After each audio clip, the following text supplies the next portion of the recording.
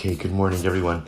An incredible schus to be here with you on this beautiful rainy morning. And in Eretz Hashem, we will have the incredible. It's a little bit dark outside, but in Eretz Hashem, we'll bring a little bit of light with our Torah. So we are continuing in Eretz Hashem this week in Kapitel Gimel, in chapter 3 in Tehillim. Last week we spent the shir developing the historical background for this kapitel. And actually, as we saw, the historical background is quite profound. This kapitel written in the aftermath, or maybe really in the aftermath, of the rebellion of Avshalom. And we discussed the idea that the rebellion of Avshalom doesn't occur in a vacuum, but instead the rebellion of Avshalom is the result, the catastrophic fallout of the episode with Bathsheba, where David HaMelech, actually we just had this Gemara in Daf Yomi just yesterday, where the Gemara discusses that there were four punishments or four repercussions for David HaMelech's conduct with Bathsheba, the last of the four being the rebellion from within David HaMelech's home. A rebellion led by someone within his own home, David HaMelech not realizing, we'll discuss who that was going to be, but it turns out to be Avshalom. So what I'd like to focus on a little bit this week is really just one word or two words. Because remember, the kapitel begins with Mizmor LeDavid Bevarcho Mipnei Avshalom Beno, which literally means a song of David, when he ran away, when he fled from Avshalom, his son. And the fundamental question that the commentaries are focused on is why Mizmor LeDavid? What do you mean a song of David? Remember, again, there are times when David HaMelech writes a Mizmor. Remember, we've been around the Tehillim block long enough to know that David HaMelech opens his chapters of Tehillim with different words. So sometimes it's Mizmor, but usually when it's Mizmor, the theme of the kapitel is a bit more upbeat. The theme of the kapitel is a bit more jubilant. It's a bit more happy, a bit more simcha. Mizmor is a song. There are times when David HaMelech writes Kina LeDavid, a lamentation, Lam Natzeach. There are many ways to open a kapitel. So it's intriguing over here that in a kapitel which highlights the rebellion of Avshalom, which for David HaMelech was an incredibly painful chapter. Because remember, again, any rebellion for a leader is painful. Any rebellion led by one's own child is painful. But remember, again, we see the context from last week. David HaMelech, remember again, so just remember this one part of the story. So Amnon raped his half-sister Tamar. Avshalom kills Amnon, right? Because Tamar was Avshalom's full sister. So Avshalom kills Amnon. Avshalom is forced to run away, go into exile, and then David HaMelech invites him back. David HaMelech reconciles with his son. So the very son he reconciled with is the very son who leads a rebellion against his father. So a very painful chapter, a very painful episode.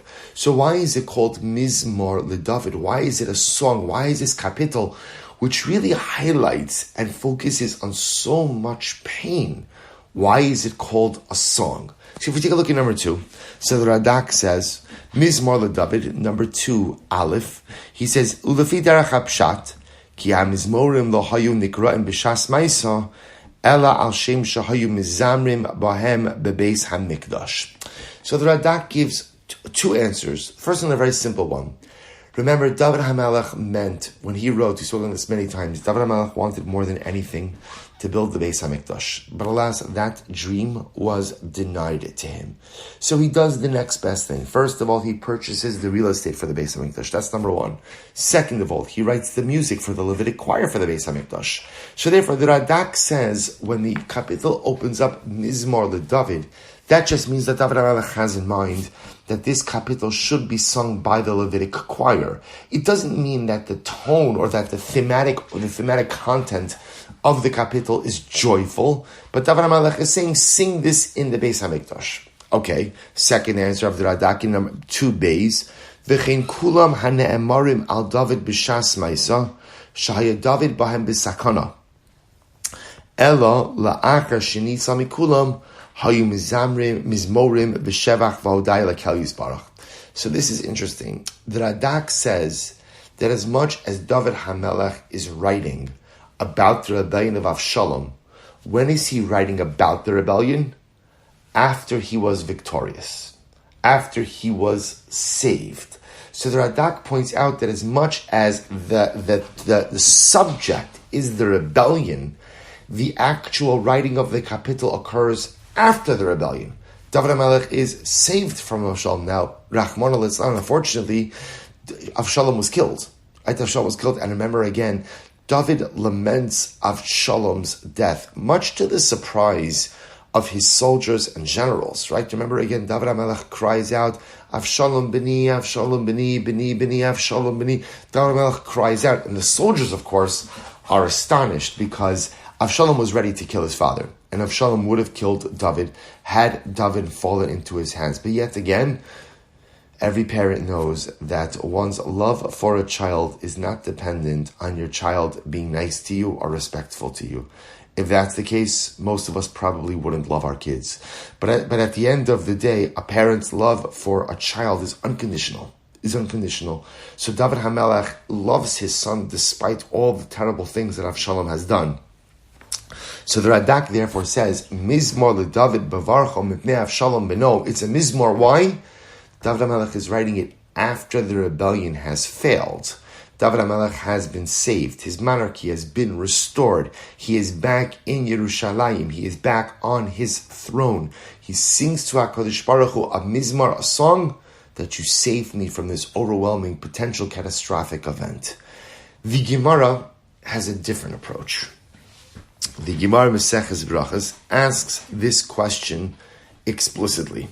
And the Gemara says in number 3, Mizmor LeDavid Bevarcho Mipnei Avshalom Beno. Mizmor LeDavid, the Gemara says, Kino LeDavid Mibaile.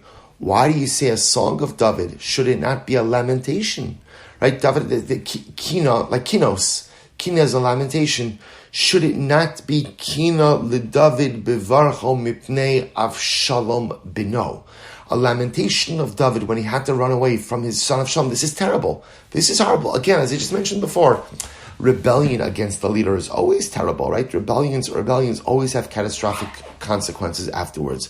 We see it with Moshe Rabbeinu and Korach. We see it with every rebellion over the course of Jewish history. When there's a rebellion against righteous leadership, it never ends well. So should it not be a lamentation of David, a kina, not a mizmar? To which the Gemara says, and this is incredible. Amar li Rabbi Shimon ben Avishalom. Second line in number 3. So Rabbi Shimon ben Avishalom says, Mashal ma'adar adoma. To what can this be compared? He says, La adam shiyatz alav shtarchov. Like a person who had a note of indebtedness. That's a shtarchov. And I owe someone money.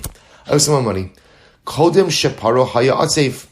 La'achar sheparo sameach. So this is incredible. You know, when you owe something to someone else, the Gemara says, when I'm in a state of debt, that creates an incredible amount of anxiety. When I go ahead and I pay off my debt, even though I have much less money, right? Even though, again, think about this, a person has a mortgage on a home. So I know I have to meet that monthly mortgage payment. You know, the day in Meretz Hashem that you reach the point where your mortgage is paid off, simcha. But you spent hundreds of thousands of dollars, right? You don't have that money in your pocket. So the Gemara says, it's okay. Kodim sheparo haya asev, la'achar sheparo sameach. There's something about the Gemara, something about paying off your debts. Now we're going to see it's not really paying off your debts that the Gemara is focusing on. The Gemara is focusing on a different dynamic. Listen to this. Af King David. David HaMelech was the same way. Kevan sha'amar lo HaKadosh Baruch Hu, hineni mekim alecha ra mi beisecha. You see, when HaKadosh Baruch Hu, and we learned this last week.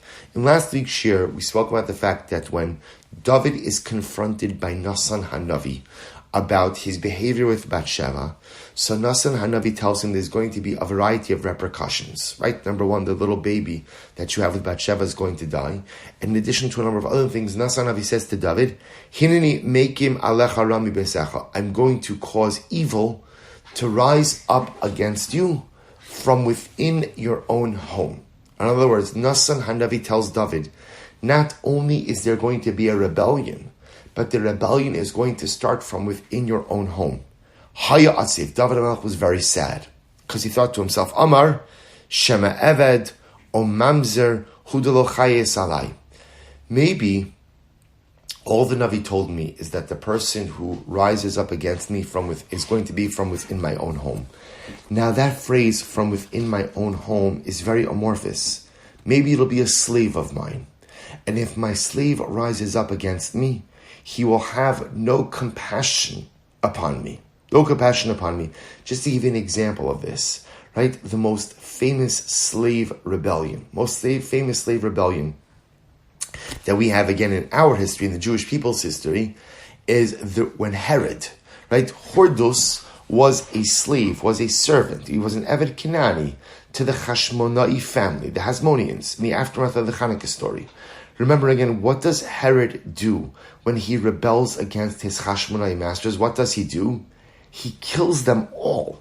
There's one person he didn't kill. He fell in love with one of the Hashmonai daughters, one of the Hashmonai girls. So he doesn't kill her. Amazing enough, we know this story. The Gemara says she goes up to the rooftop and she cries out, I am the last remaining member of the Hashmonai family. And anyone after me who claims to be a member of the Hashmonaim, they're really a slave. And she throws herself to her death. When slaves rebel against their masters, it's not pretty. But I want to point out, Rabbi Soloveitchik points out, this is what was unique about the Pesach story. Think about this. The Pesach story was a slave rebellion. And what did we do on our first night of freedom? If you look at slave rebellions, what do slaves normally do when they first taste freedom? Well, they murder, they loot, right? They take revenge, unbridled revenge upon the oppression of their masters. What did we do on our first night of freedom? Amazing. We ate. We had a big dinner. We had Karban Pesach. We stayed in our homes. We gathered our families. The Ribono Shel Olam did not allow us to take revenge against our Egyptian masters. Isn't that incredible? HaKadosh Baruch Hu said, do you know what the hallmark of freedom is? It's restraint. The hallmark of freedom is to hold yourself back. The hallmark of freedom is not to take revenge. The hallmark of freedom is to exercise your freedom by being morally superior to your oppressors, not by venting every form of fury against those who mistreated you. It's incredible. So in any event, David HaMelech says, when Nassan HaNavi tells him there's going to be a rebellion from within your own home, David HaMelech is sad. It's interesting, not scared, but sad. Not sad, because maybe it's going to be a slave of mine who's going to rebel, a mamzer, someone, and he's not going to have compassion. What happens, says the Gemara? Kevan dechaza daf shalom hu samach. This is incredible. Then when David realizes, right, when Avshalom rebels, and David HaMelech realizes, this is the rebellion of Nassan HaNavi. This is the rebellion, right? This is the rebellion. Nassan HaNavi predicted, it's my son. It's Avshalom. Samach. He was joyous. This is incredible. He was joyous. Why? So remember, he was joyous because, you see, David HaMelech assumed, although he was wrong, but he assumed that because it was his son who was rebelling, Avshalom would have some element of Rachmanas on David. Now he was wrong. Avshalom was ready to kill his father. Avshalom was ready to tear his father into a million pieces. He was. But David HaMelech thought, okay, he wants the throne, he wants the power, but he doesn't need to kill me. So David HaMelech, so amazingly enough, the Gemara says, Mizmor leDavid bevarcho mepnei Avshalom. You see, here's what's interesting. The Radak says it's Mizmar because David wrote this after the rebellion, when everything, quote unquote, worked out okay. David HaMelech was saved, right? He was not killed by Avshalom. He wasn't killed by Avshalom. So Mizmor leDavid, David was so happy because he was saved from Avshalom. The Gemara says, no, that's not it. Mizmor leDavid bevarchom ne Avshalom benom. David writes this kapitel as he's running away from Avshalom, like the kapitel says. But if you're running away from Avshalom, then how are you celebrating? Because he was so happy that it was his son who led the rebellion and not a slave. Because if it's my son will have compassion. A slave could exhibit unbridled fury. Now, what's interesting about this Gemara is as follows.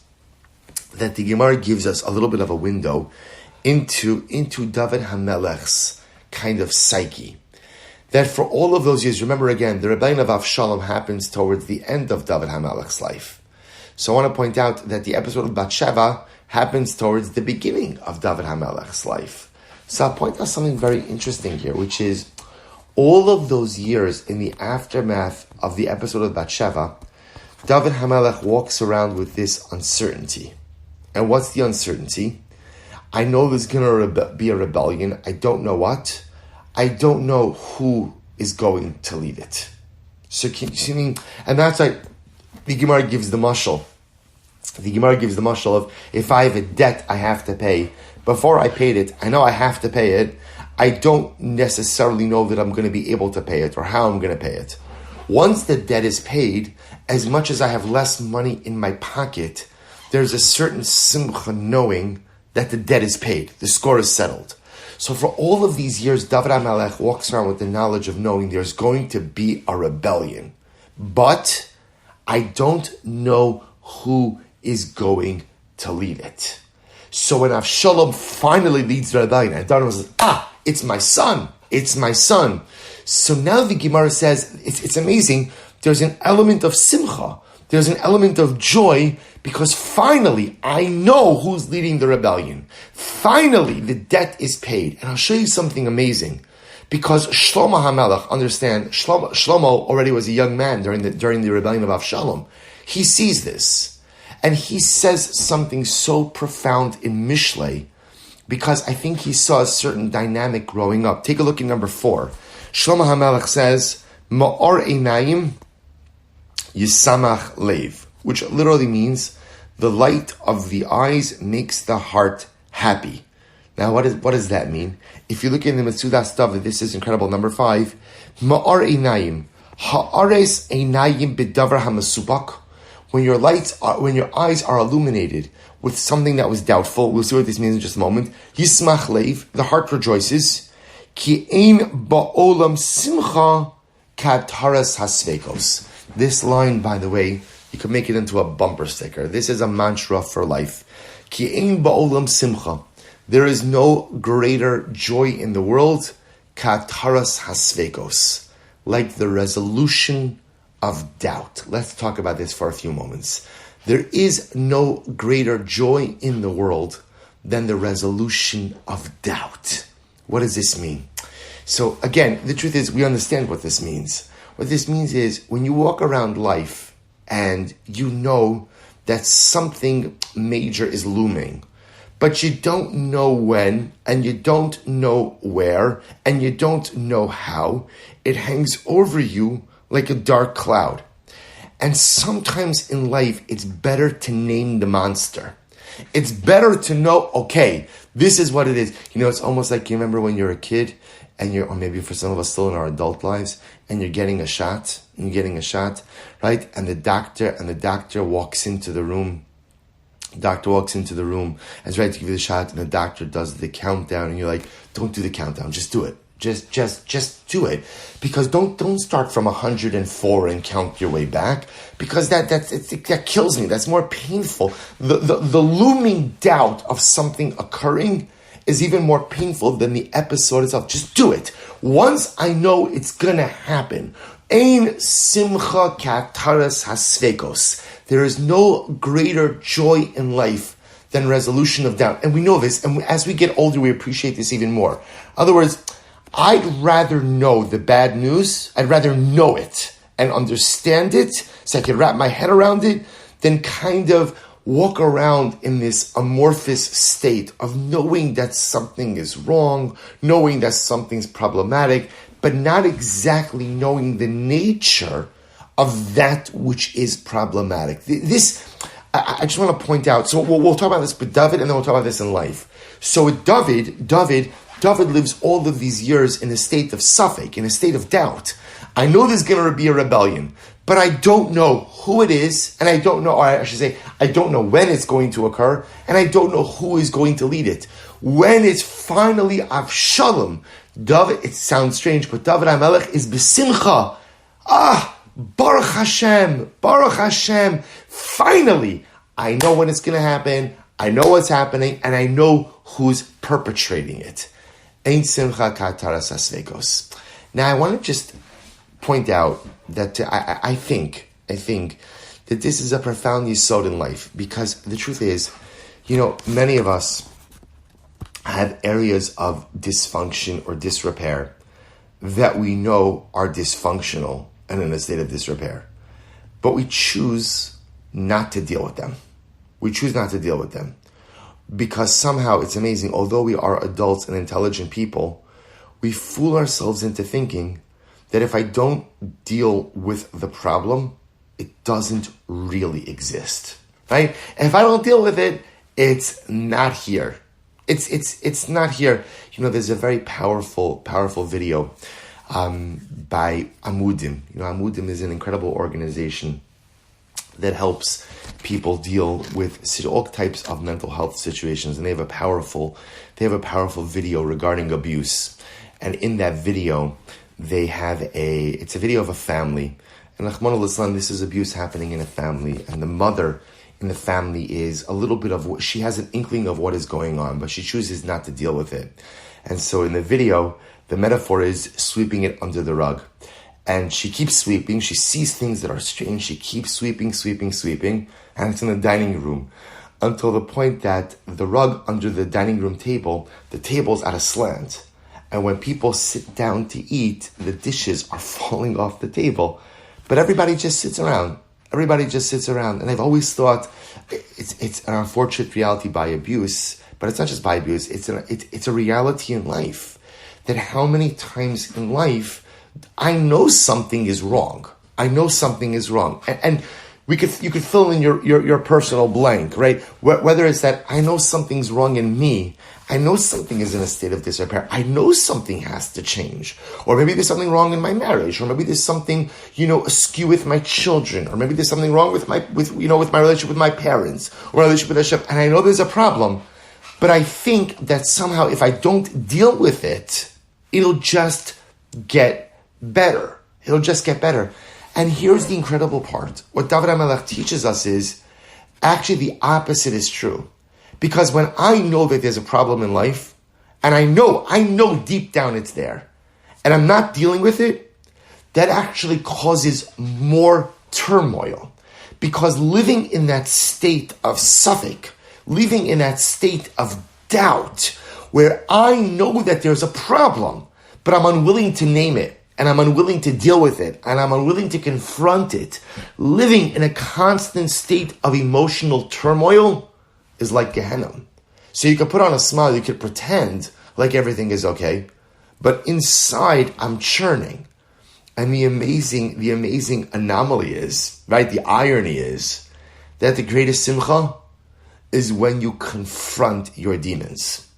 The greatest simcha in life is when you name the demons, name the monster, confront the challenge. Because what have I done? I've dispelled the ambiguity. There's a resolution of doubt, not a resolution of the problem. Right? The problem might still be there, but at least I've dispelled the fog of ambiguity around my life issue. I'm confronting.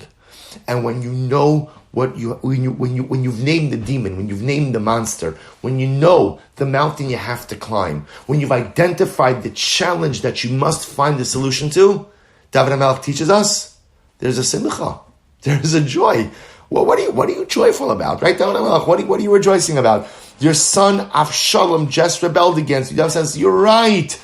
But for so many years, I'm walking around shrouded in this fog of ambiguity. What's going to happen? Where is it going to happen? How is it going to happen? And now I finally know. Of course, it's painful. Of course, David HaMelech loses a child at the end of this episode. It's tragically painful. But at the end of the day, now I know. I've named the monster. And that's what Shlomo HaMelech says. It's interesting. That the greatest life lessons we learn have nothing to do with what our parents tell us. I think most of us remember very little of what our parents tell us, but we remember everything that we saw our parents do. Everything. And so Shlomo HaMelech grows up in a home. And remember, Bathsheba is his mother, David is his father. He grows up in a home where he sees a father in this turmoil, knowing that rebellion is coming and not knowing when or who. And then when it's finally Avshalom, can you imagine this? When it's finally Avshalom, everybody is panicked, and David HaMelech is dancing. Simin Tava Mazel Tava Mazel. He's happy. He's happy. I know it's a bit hyperbolic, but you understand. He's happy, right? Why? Because no more ambiguity.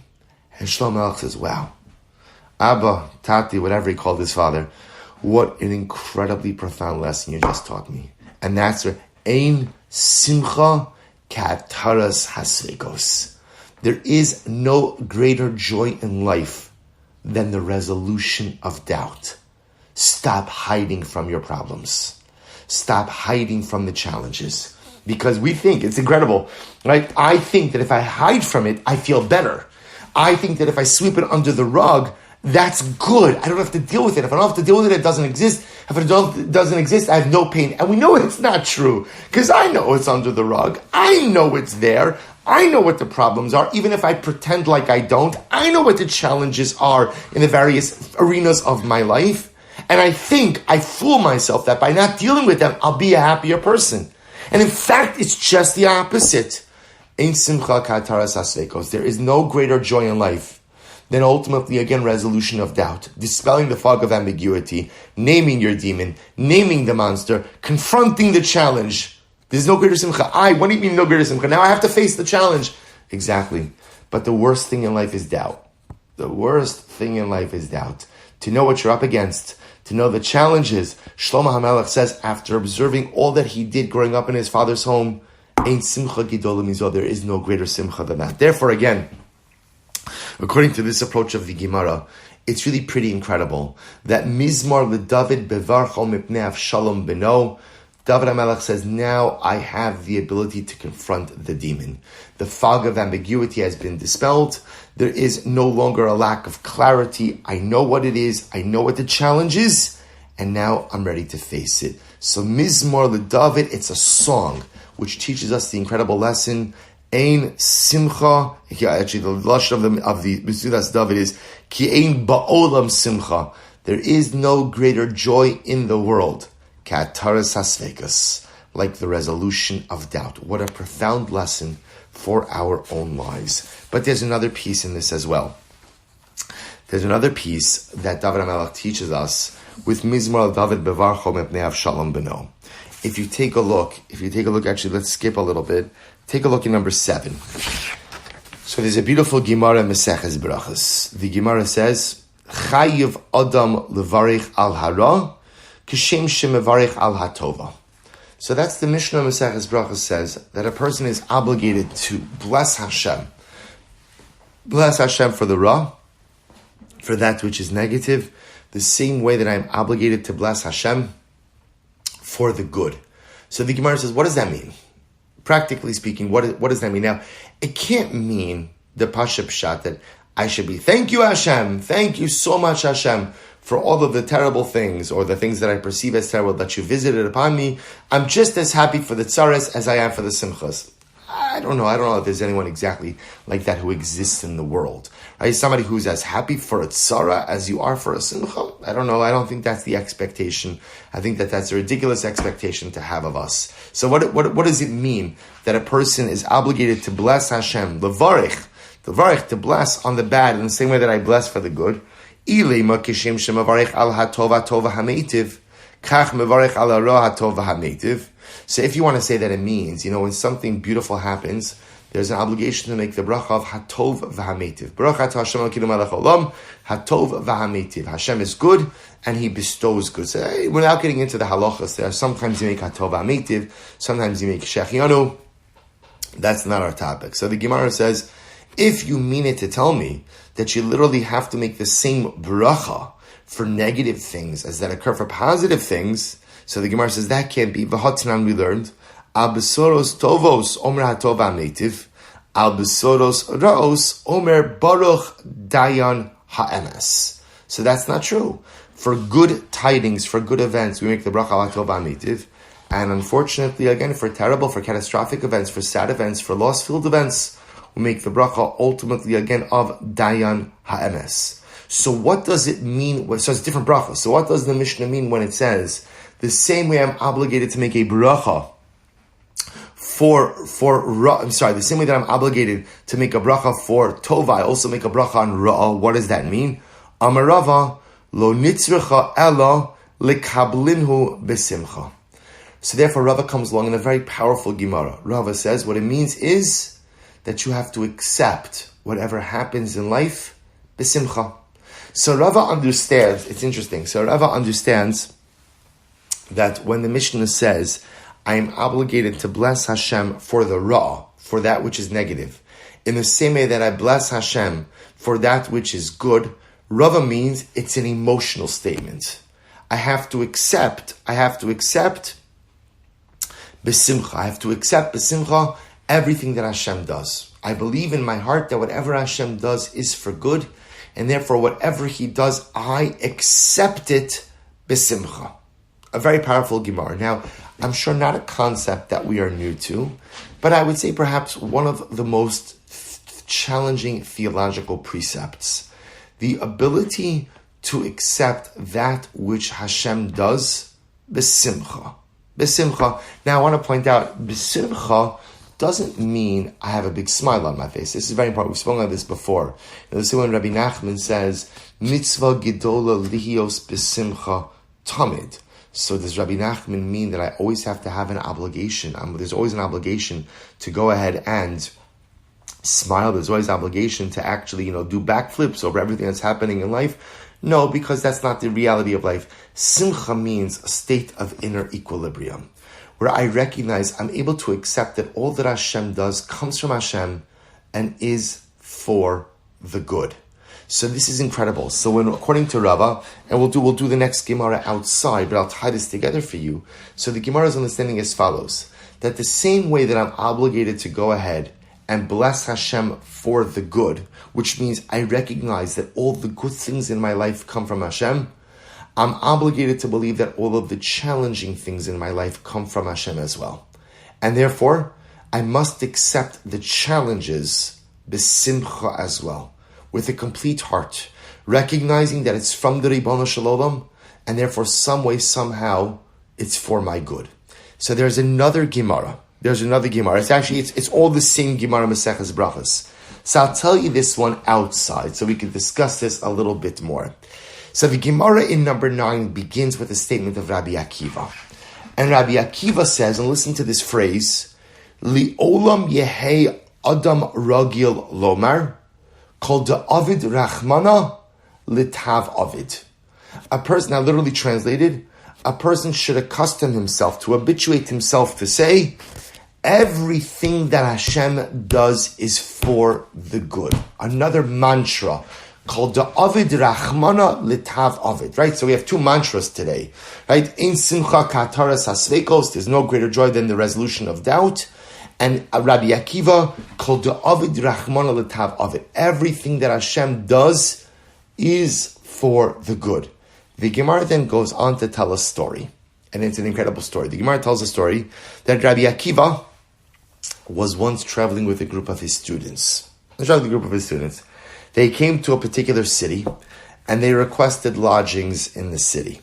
So the Gemara says, no one offered them hospitality. There was no room at the local inn, and all the local townspeople shut their doors to Rabbi Akiva and his students. Okay?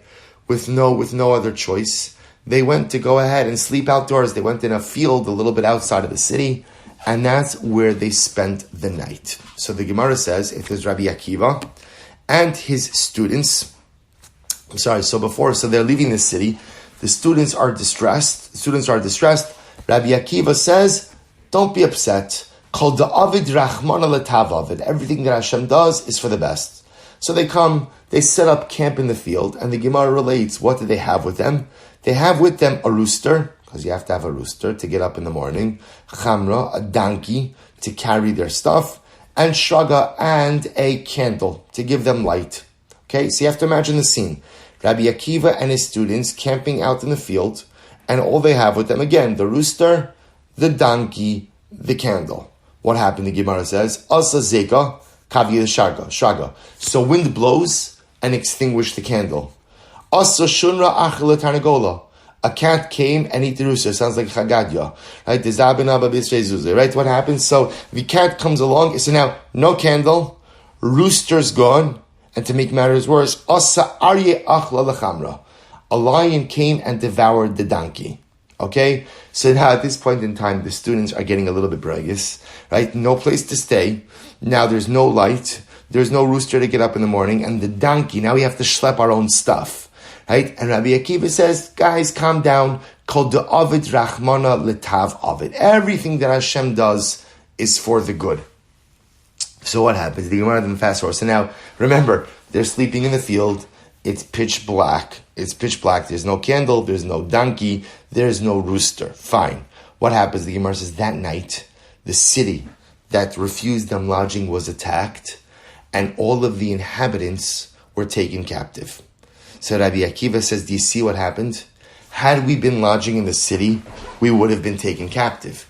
Furthermore again, had the candle been lit, the robbers, the bandits, would have seen our location.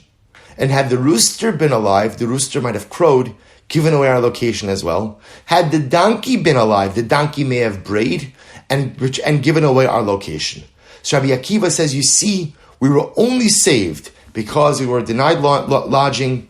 The candle was extinguished, the rooster was killed, and the donkey was devoured by a lion. Rabbi Akiva says, don't I always tell you, Lav Amri Luchu, Kom Shmasha Asa Kodesh Baruch Hu Akol L'Tova. Everything Hashem does called the Ovid Rachmana Litav Ovid. Incredible. So what's interesting about this Gemara is as follows. The Gemara seems to ascribe this statement to Rabbi Akiva.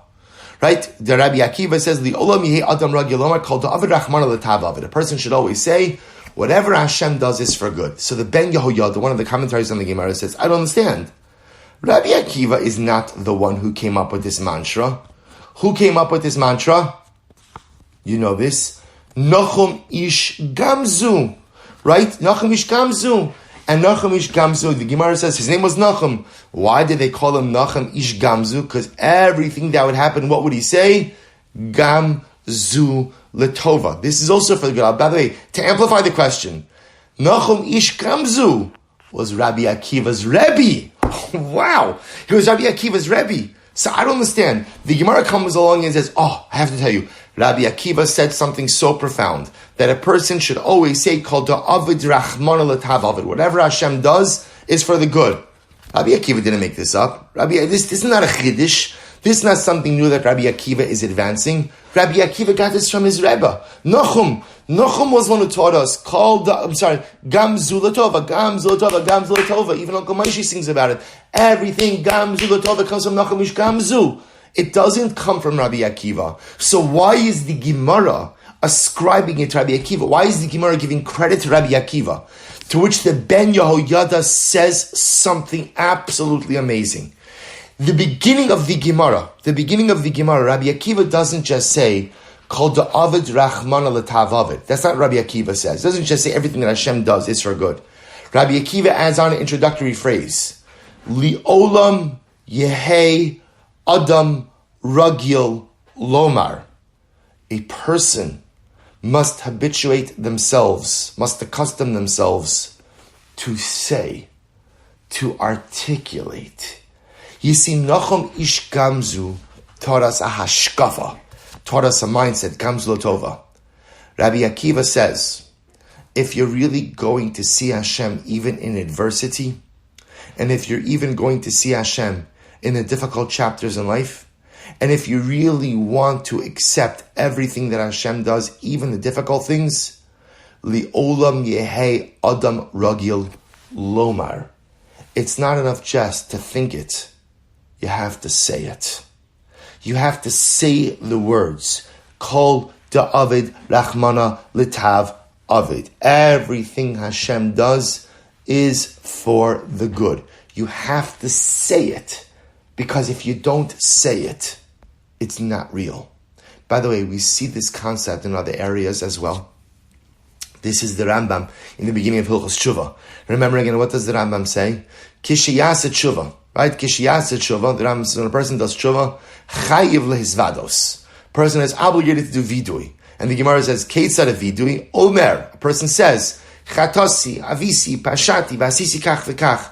In order to do vidui, in order to do tshuva, what's the first step? You have to confess, right? And you can't just think it. You can't think vidui. You have to say vidui. Why?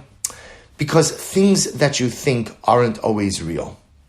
But things that you say take on a dynamic of reality. So when I'm doing tshuva, if I'm really going to change the way I lived, and I really want to fix my averos, the first thing I really have to do is I have to confess. I have to acknowledge the reality that I have made mistakes. I have made mistakes.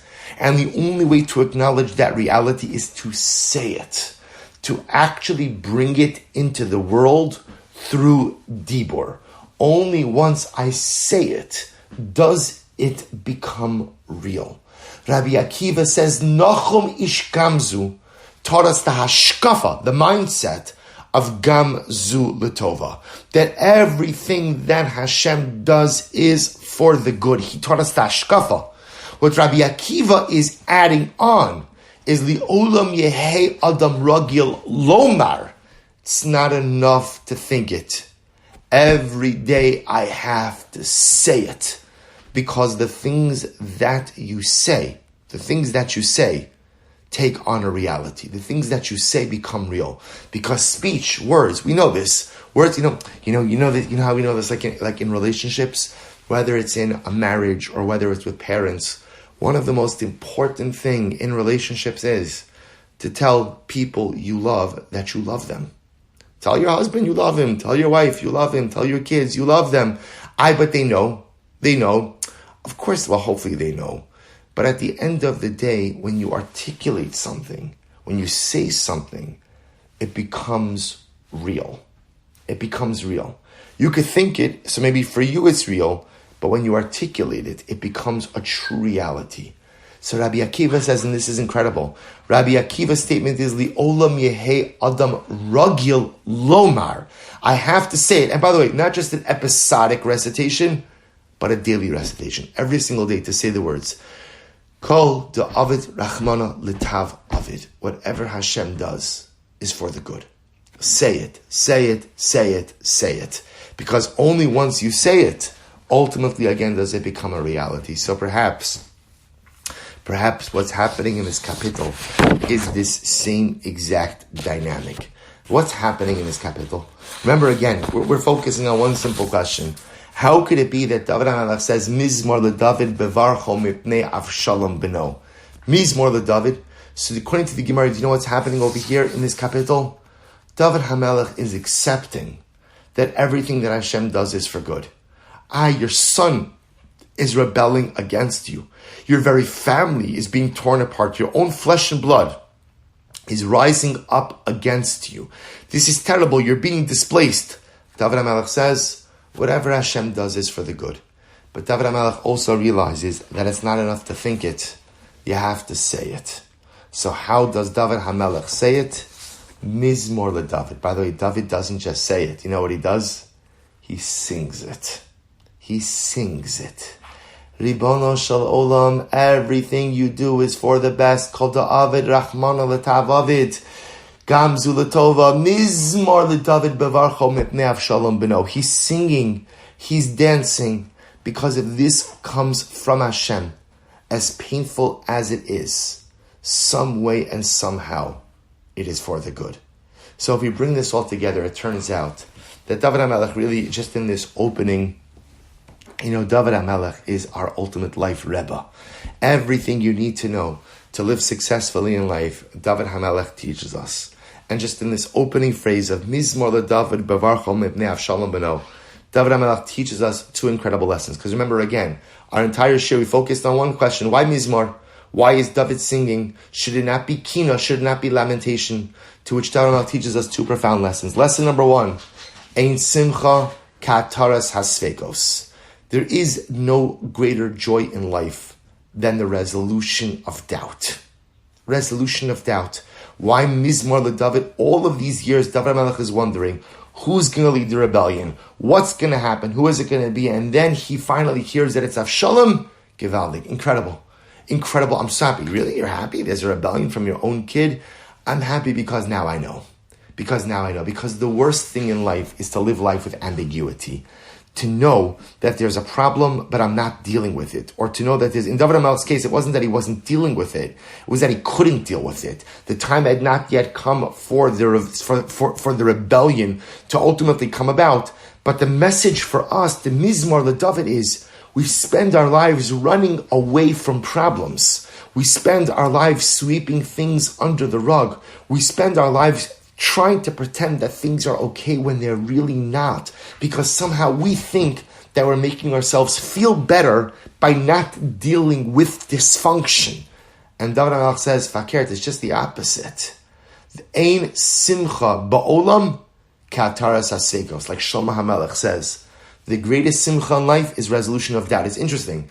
Shlomo HaMelech doesn't say the greatest simcha in life is solving your problems, for one simple reason. You can't always solve your problems, right? We know this as we get older. Not every problem has a solution, or not every problem has an implementable solution. But the greatest simcha is finding the courage to face your demons, to name your monsters.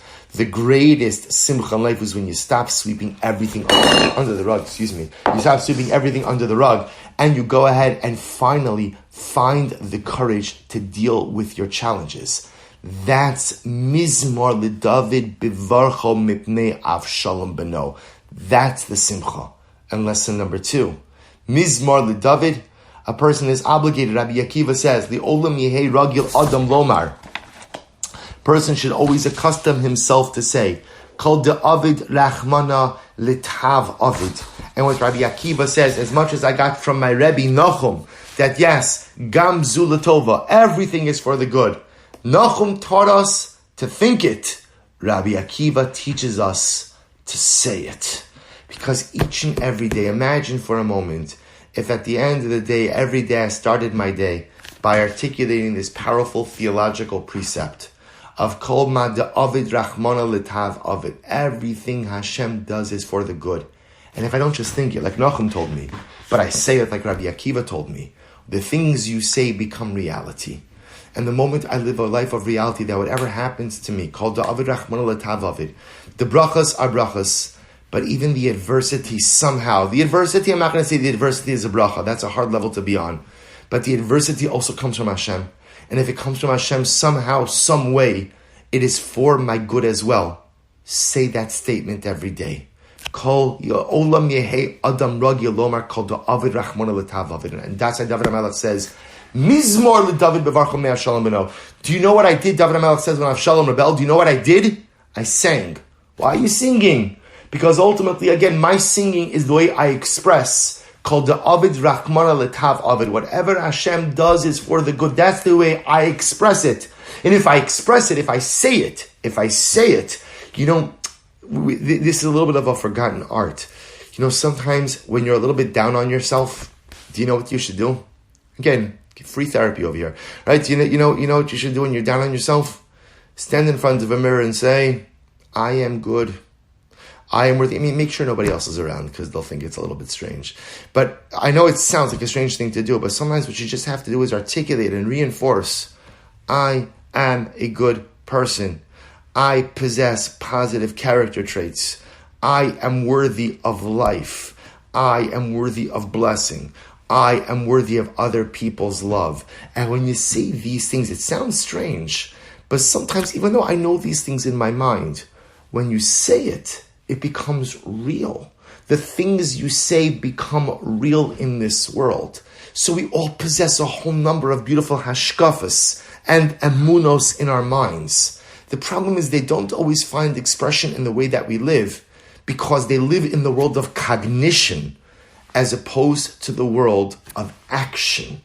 And David HaMelech teaches us, Mizmor LeDavid Bevarcho Mipnei Avshalom Beno, Rabbi Akiva's statement, Li'olam Yehei Adam Ragil Lomar. One of the most important hashkafas we have in this world is the belief that everything Hashem does some way, somehow, is for the good.